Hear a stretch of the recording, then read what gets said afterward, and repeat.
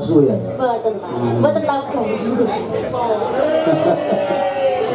Nah coba. Nggih. Lagunipun apa Cahayu? Mungkin niku ugi wonten pamundutan saking Pak Soimon. Nggih. Wonten podang kuning kalih kembang rawe. Podang kuning kalih kembang rawe. Nggih, cobi podang kuning rumiyin. Nggih. Ugi ngaturaken sugeng dalu dumateng Mbah Senen saking Sedaran. Sampun nenggani wonten mriki. Nggih, matur ping panuwun. Iki boten kata lumpen pangabekti kula kunjuk dumateng menika Bapak Kepala Desa ing Desa Pengkol mriki ugi Ibu ugi sedaya perangkatipun sedaya matur ping panuwun. Nggih, pokoke kula nuwun ngoten nggih mawon nggih. Ugi boten kata lumpen pangabekti kunjuk dumateng menika saking pihak keamanan saking Polsek Kauman ugi dan Ramil ing Kauman. Nggih, matur ping panuwun atas anggenipun nenggani kawula sedaya. Nduk Mutiara, monggo. Jan ditata rumiyin lenggah rumiyin jan elok tenan. Ya ini wis jaranan. Jan ampuh-ampuh jarane. Wes pokoke kari milih. Iya. Nduk apa yung syukur alhamdulillah yendu orang saning datang murbentat Gusti Maha Agung Gusti Allah Subhanahu wa taala ya Pak. Iya yo iya. Ngene yendu matur ping panuwun pinawake dhewe ing bengi iki bisa sowan kunjuk katimbalan inggih menika dumateng pun nggih menika Ibu Eli Dianawati ngono ugi Bapak Muhammad Syah bin Muhammad ngono yo Mak nduk iya awake dhewe supaya nglimbo nyangik komplit nduk matur pun panuwun dumateng Ibu Eli Dianawati mulya ngger dini kasugengan kerahajan katerman kamulyan kesehatan ugi tumanduka dumateng para pepundhen para sesepuh para alim para ulama ugi para sutresna budaya luhur ingkang tansah ing ngurmatan ya Nduk iya kanthi gumulih tekad manunggaling cipta rasa budi lan karsa bisa tepung runtung golong pikir gembleng pengangen-angen nunggal tekad padha kang sedya ya Nduk iya ya iya kabeh mau karana teteping kuwasaning datang tanpa niat dayaning rasa kang tanpa karsa mula manungsa kudu pratitis tegese kudu titi lan ngerti marang sangkan paring dumadi kanggo gaya urip kang utama ya Nduk iya ya iya dene iki nek ngajate putripun nggih menika Ibu Eli Dianawati ngono dan Bapak Muhammad Syah bin Muhammad Nduk ngono ya Mak njumukaken inggih menika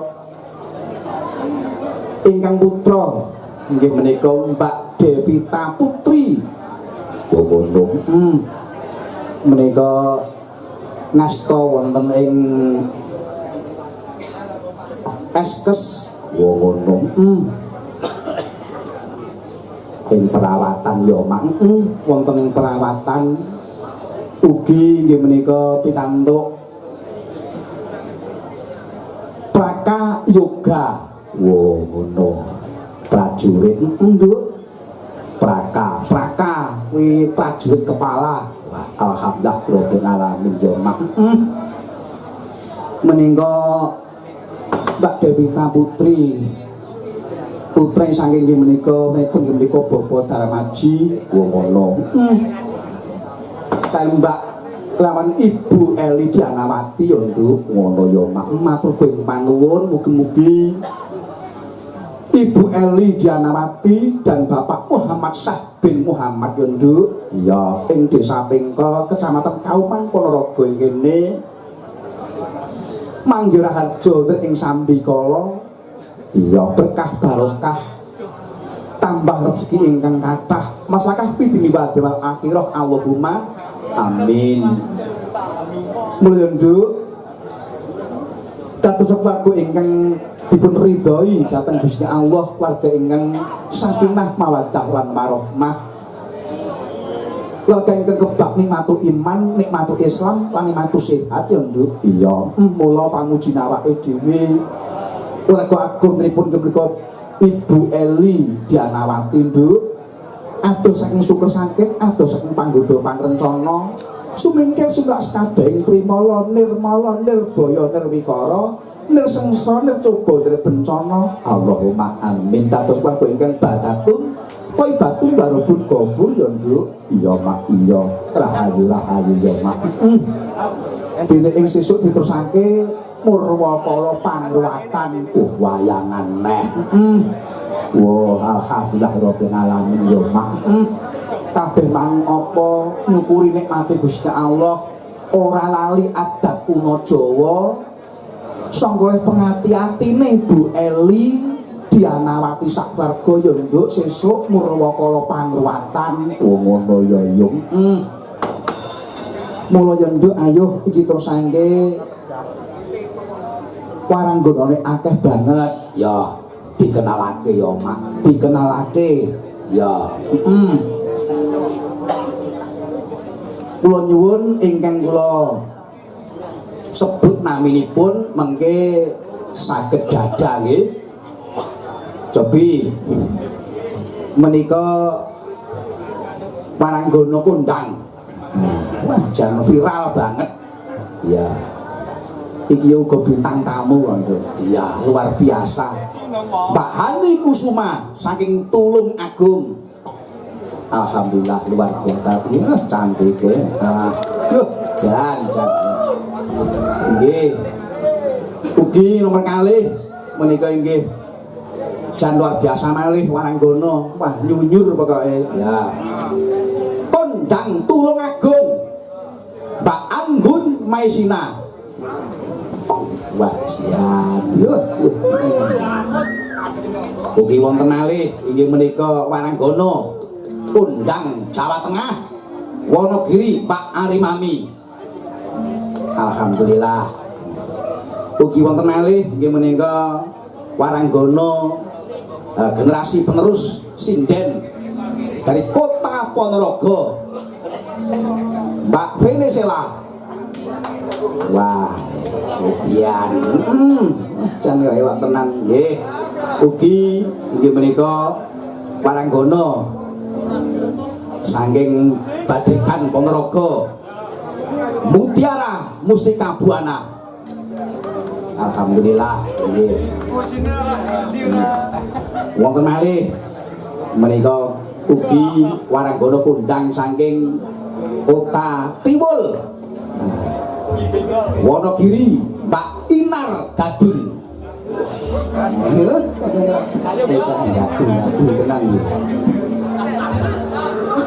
Wae jang cospeng. Wonten malih waranggana menika saking Kota Reok Kanjeng Mami. Nah, wah kene elok tenan. Kanjeng Mami. Nggih, matur geng panuwun, matur geng panuwun. Wis dikenalake. Ringkes wektune merga ya dum-dum kok nduk ngemu bintang tamune pokoke jan akeh banget ya. Pokoke udan bintang tamu ing bengi iki ya. Jan luar biasa Mbak Eli iki pokoke nek kadung dasare piantun budaya. Ora lokak ning saya kebak insyaallah.